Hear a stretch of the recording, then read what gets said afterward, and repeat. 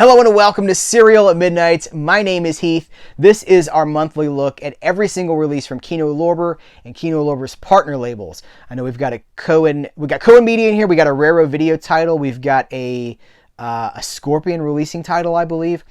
I love talking about these. This is one of my favorite videos to make every single month because Kino Lorber puts so much of movie history back into circulation each and every month.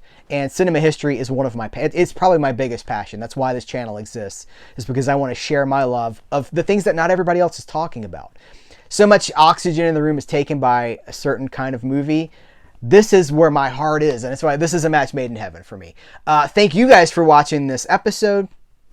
Please subscribe. Please give us a thumbs up and comment in the comment below this video, because those three things really let YouTube know. It lets the algorithm know that people are engaging with this, they're connecting with this. Then that algorithm promotes this video for other, suggested. If you watch a video, they're going to suggest this for other on other channels, and that's how this channel grows. And I really want to see Serial at Midnight grow like never before in 2023. And you're directly connected to that. So however you can support this channel by engaging, please do.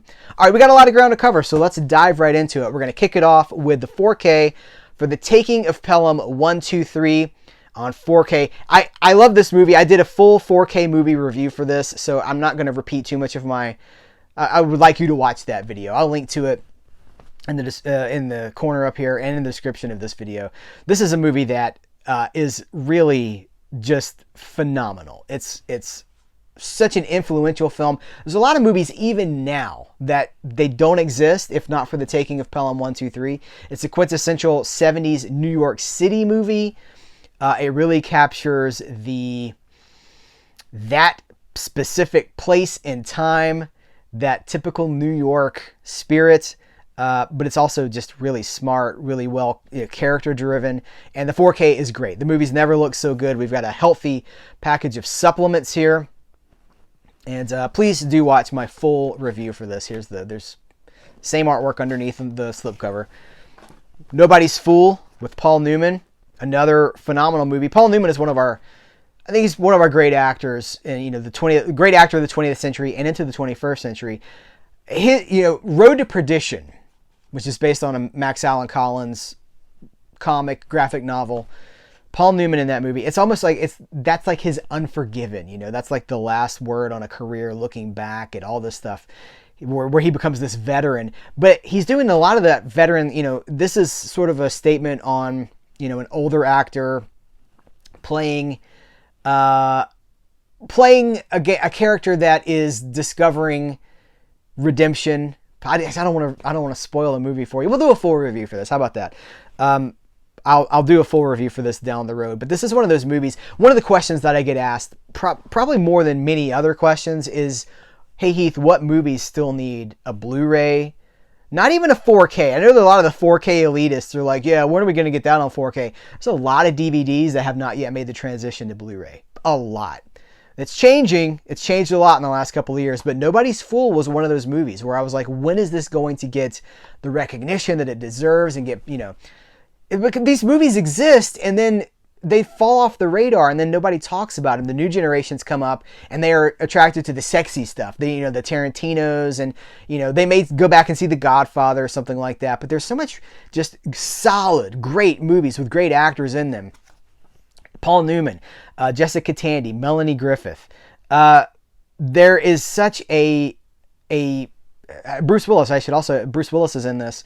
There's such a competency here, such a quality of, like a pedigree, I guess is the word I'm looking for.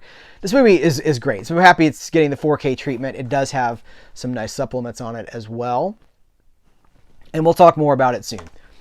Here's another one that we'll talk more about in the future. And I talked about this recently. Another label released this internationally. So now in the US, this has a domestic release, which is great. This is Twilight. The cast, you guys: Paul Newman, Susan Sarandon, Gene Hackman, Stockard Channing, Reese Witherspoon, Giancarlo Esposito. Music by Elmer Bernstein. Does it get much better than that? It's got a commentary by Elaine Silver and James Ursini. Epic stuff. Paul Newman again. We're talking about Paul Newman in the 90s. This is 1998. And there's just something going on with these movies that I don't think I appreciated them at the time. You know, I've been fairly transparent about my film fandom. I came into my fandom really in the 90s. The early 90s was the birth of my, you know, when I go, you know, oh, I'm more than just a movie fan. I'm like a super fan. I'm looking at the cinematographers and the composers and like connecting all these dots and like, oh, I recognize that character actor. And so I kind of assume, you know, for me, this is home based in a lot of ways, but I just assumed that movies would always be this good.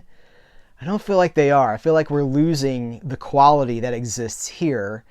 And, you know, this is not an old man yells at clouds, but I'm just saying there is the 90s were it was the second Hollywood, the second new Hollywood, when all these directors and actors, when all this talent was coming in and doing things that were risky and were just, it was this powerful ground that was being covered. And I feel grateful that I came into my fandom during that time, and I'm grateful that these movies are being offered again so people can discover them for the first time. Because when they're out of circulation, how are you going to see them? How are you going to talk about them and know about them? So this is great.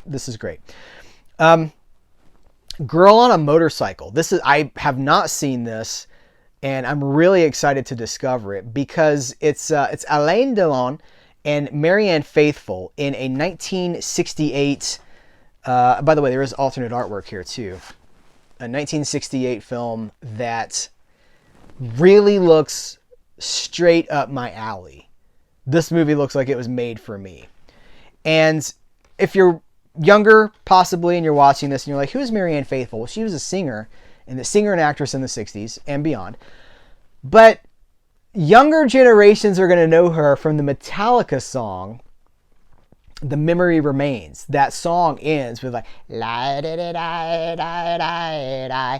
That's Marianne Faithfull. And she sounds like she's 100 years old in that song, but she's not. She was still relative. And now, you know, it's not the years, honey, it's the mileage. But she is, you know, she's not as old as she sounds in that song. She's great. Marianne Faithfull's the best. Hey, go down, just start Googling Marianne Faithfull, looking up her songs, then the stuff with Mick Jagger, and then As Tears Go By. There's a whole, you're welcome for the Marianne Faithfull rabbit hole. But I can't wait to discover this. This, you guys, this is incredible. And I haven't even started to explore it yet. You know, peek behind the scenes, it's December. I'm planning on taking a little bit of time for the holiday. You know, the holidays are here. And I'm working ahead. So I'm putting videos in the bank for later so that there's no break on the channel.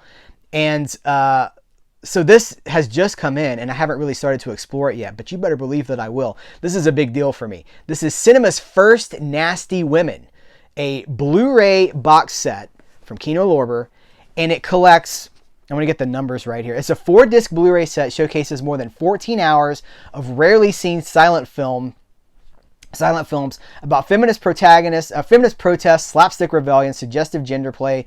These women organize labor strikes, inedible desserts, explode out of chimneys, electrocute the police force, and assume a range of identities that I'm just reading the back to you now. It's basically dangerous women from the silent era. Cinema's first Nasty Women.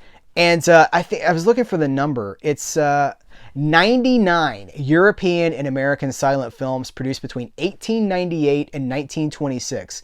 Sourced from 13 international film archives and libraries with all new musical scores, video introductions, commentary tracks, and a lavishly illustrated booklet. And you guys, I would not call this a booklet. This is I think it's 128 pages.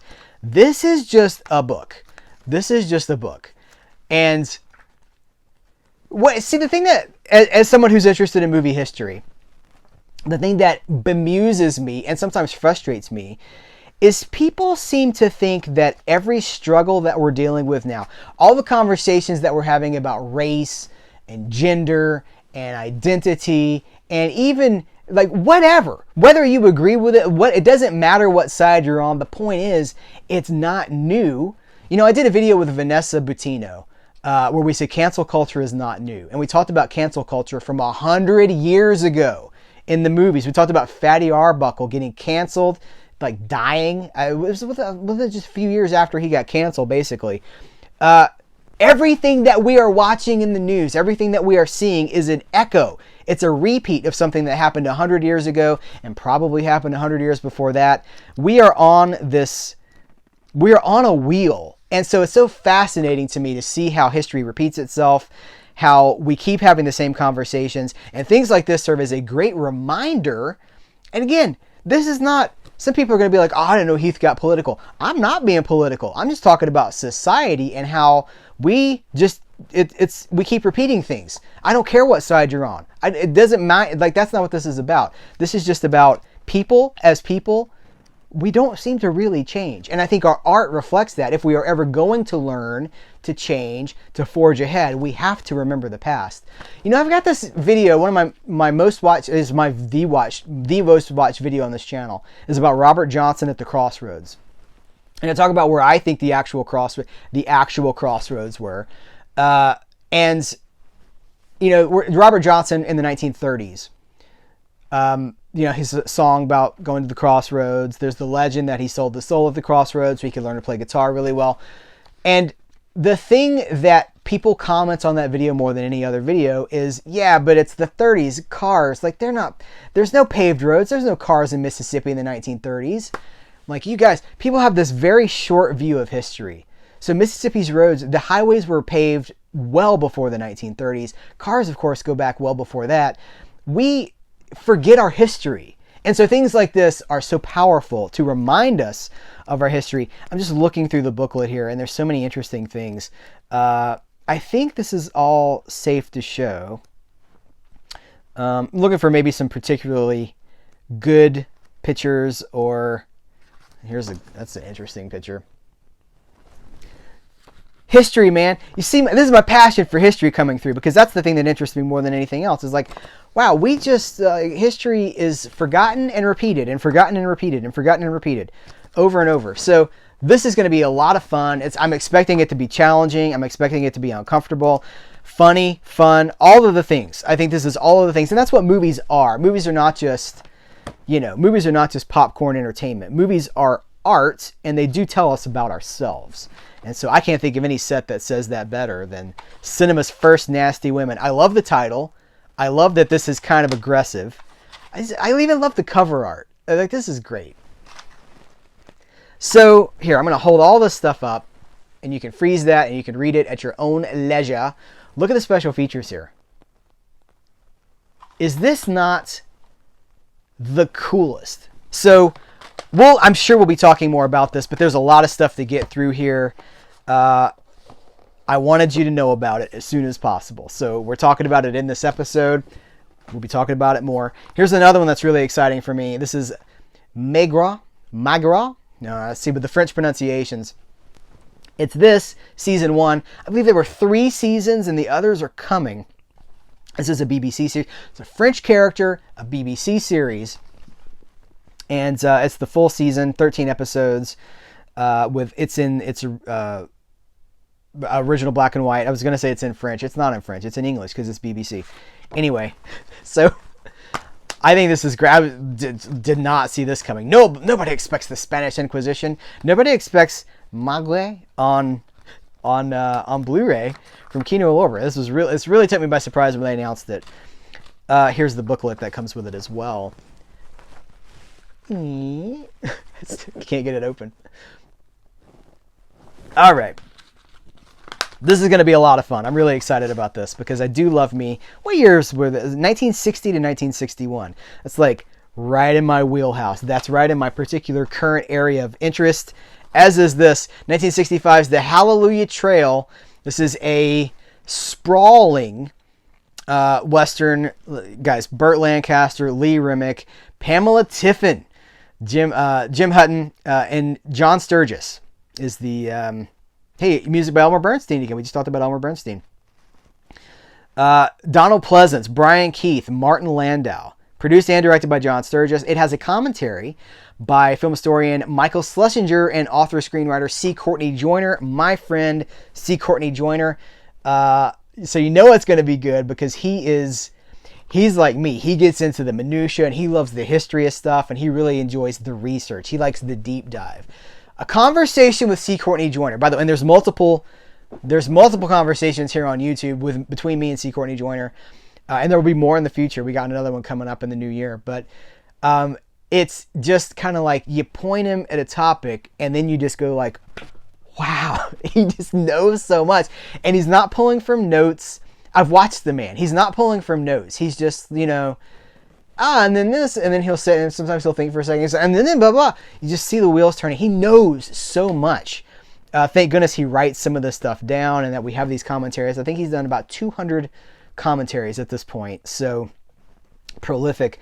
Includes the Roadshow Overture, intermission, the entrance and exit music, and the theatrical trailer. It's 2.5 hours long. The Hallelujah Trail. Who's a fan? It's been a great... Here's another thing. It's been the last 2 years, I want to say, have been pretty epic for John Sturges on Blu-ray. We have gotten so many Sturges movies. Even movies that were in the public domain, we've gotten really respectable editions of. Laws of Gravity, a film by Nick Gomez. I have not seen this, so I don't have a whole lot to say about it. We know this actor, right? So I'm really curious to see how this goes. It's another 90s movie coming out of the new Hollywood thing that I was talking about. There's that's such an era. I'm going to repeat myself because it enforces. I know that I'm repeating myself, but it enforces what I'm saying.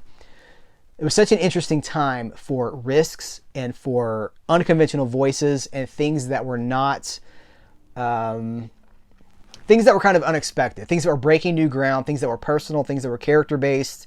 And we don't see a lot of that anymore. Now it has to be a sure thing because it's all an investment, right? Movies were always an investment, but in the 90s, people were more willing to take a risk.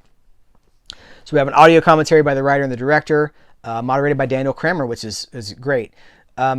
So have you seen this and what do you think about it? If you have, I'd like to talk about it. Okay, we're getting into, I almost lost this one. Getting into some stuff that I know less about because it's not movie history. Some of this stuff is relatively new. So this is Ash Grove. When a troubled couple escape to their rural farmhouse for a weekend of reconnection, they realize their ability to save their marriage will literally determine the fate of humankind itself. Interesting. So this comes from Kino Lorber in association with Cranked Up and GDE. I believe this technically is a November release, but I did not I thought, for whatever reason, it didn't make it into the November stack. This is Alma's Rainbow. We've got a great quote from RogerEbert.com. Explores the interior lives of black women with loving acuity. It's a 2-disc special edition with 10 short films by 10 short films. And look at everything that's included here. All right, here's our Raro title, 100 Steps. This is from the year 2000. We've got an audio commentary with Andrea Purgatori. Here, hold on. I'll freeze it and read it. All right, we have 3 Cohen Media titles. 2 films from Raphael D. Silver, On the Yard and A Walk on the Moon. On the Yard is from 1978. A Walk on the Moon is from 1987. I like these Cohen double features because for me, a lot of this stuff I don't know about. And they've been doing more and more double features where you get 2 films from a certain director. And it's like an added value kind of a thing because for me, it's discovery. A lot of this stuff is discovery. And I don't know, it's 2 for the price of 1, right? You're getting 2 films further fleshing out the picture. Plus, on a collector note, takes up less room on the shelf, which, thank you. Here, I'll flip it around and you can read the back of the package.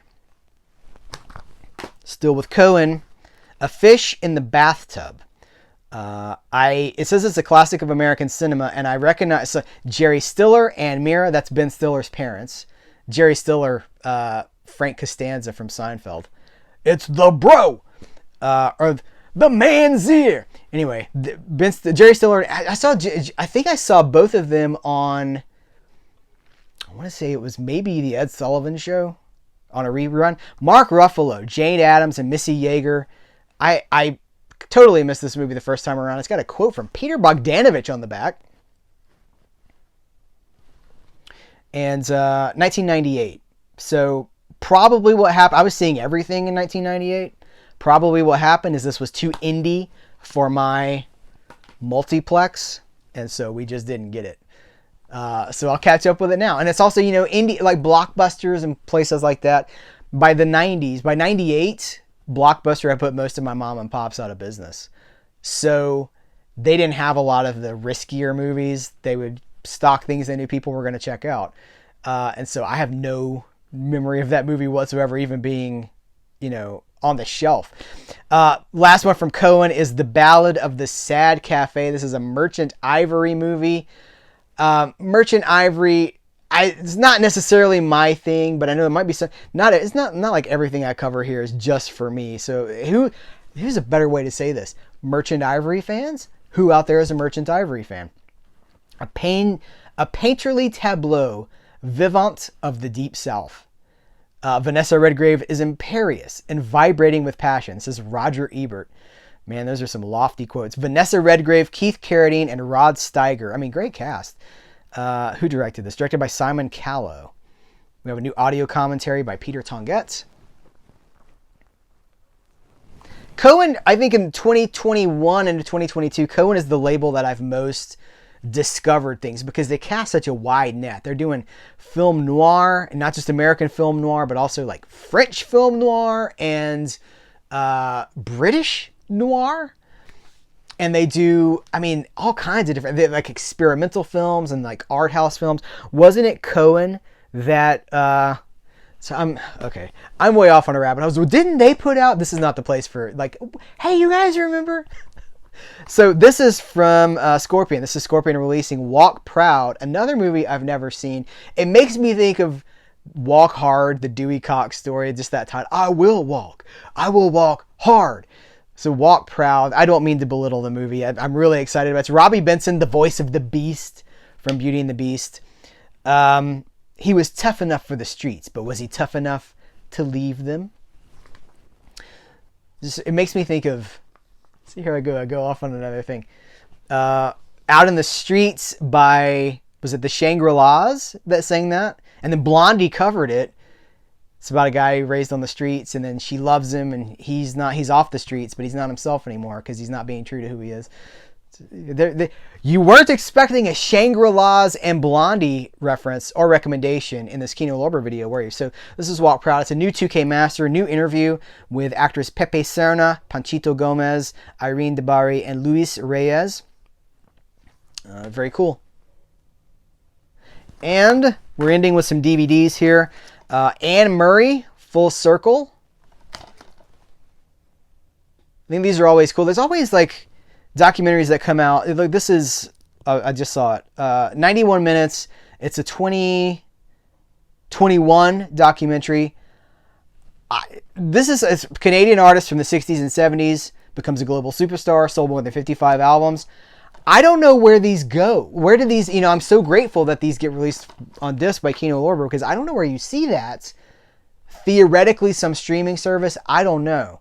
Do you know? That'd be really interesting to hear. Here's another one that I'm like, what? Worst to First, the true story of Z100 New York.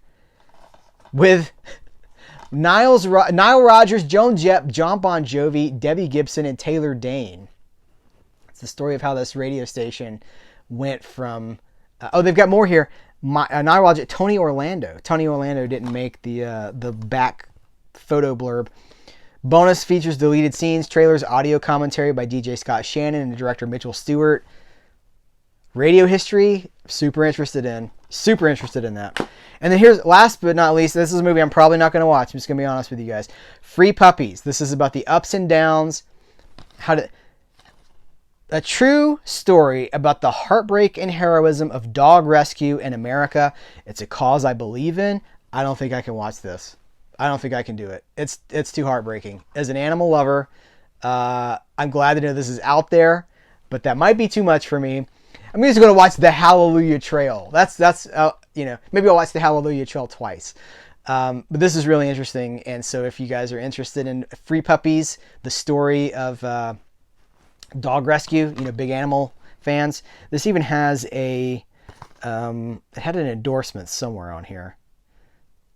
Anyway, so that's going to wrap up our look at every single Kino Lorber December title. The full disclosure, I think there's a Wiggles title that has not made its way to me yet, but I felt comfortable going ahead because I am trying to get this, wrapped up and edited and ready to go for, with the holidays coming. I was like, I'll just mention the Wiggles at the end. So there is another Wiggles title. They keep distributing these Wiggles. They're kids entertainment. Aren't the Wiggles Australian? We never had the Wiggles in my house. I think it predates my daughter, or I don't know.